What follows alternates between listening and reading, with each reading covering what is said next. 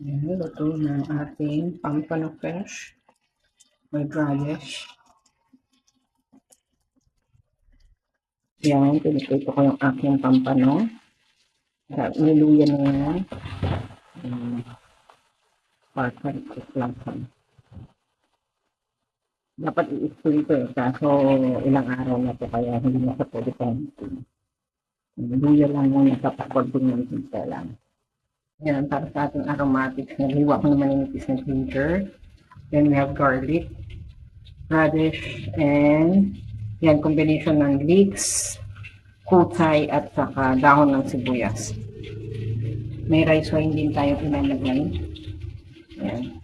Yung ating fish, nilagyan ko na yun ng asin eh. And partially, ano na sa half cook. So, pwede na natin lagay yung mga aromatics natin. Ano na ko yung ginger, salig natin yung garlic.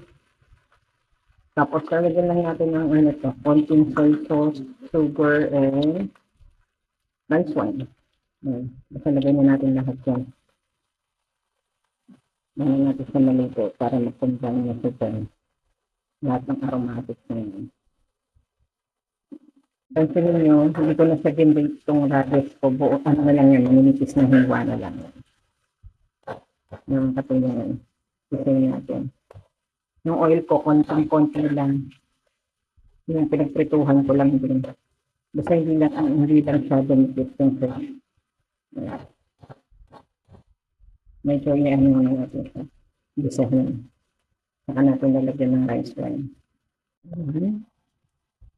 Nagisa na natin yung mainggi. Yan natin yung ating fish.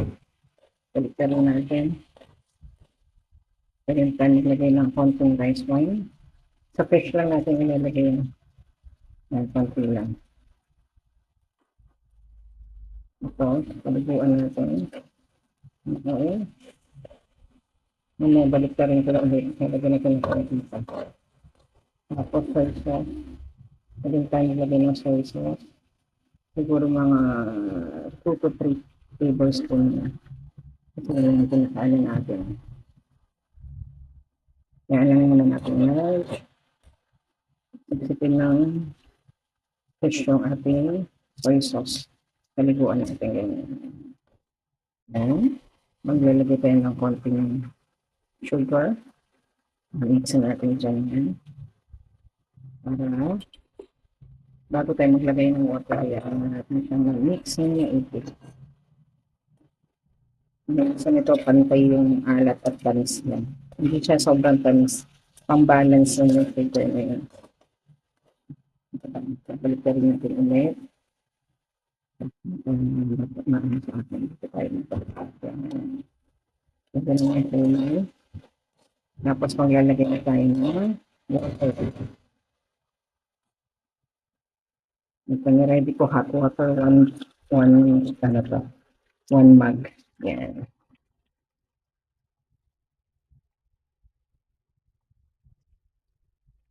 Ayan, simmering na siya. Pahinaan na natin yung apoy. Pero titikman ko muna kung tama na yung timpla. Pero ang bango-bango nito talaga. Sobra. I think yung radish nakatulong din. Balance ng taste. May mga kusay, mga mix, and daon ng sibuyas. Inaan muna natin bago ko tikman. Konti. Ayan ang pinangay sauce. Iyan pa natin yan. I-reduce pa natin. Tama na yung alat at saka tama na yung timpla. Okay na siya. Ayan lang natin na reduce yung sauce.